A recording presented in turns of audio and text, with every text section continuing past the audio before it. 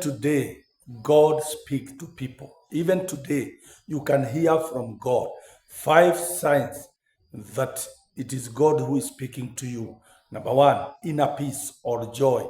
When you hear inner peace or joy, that is God. Number two, confirm with His word. Does it line with His word?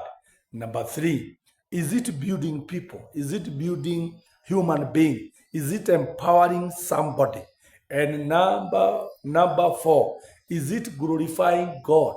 Is it giving God glory? And number five, does it have wisdom? Is it full of wisdom? Those signs are signs to show that God is speaking to you. John 10:27.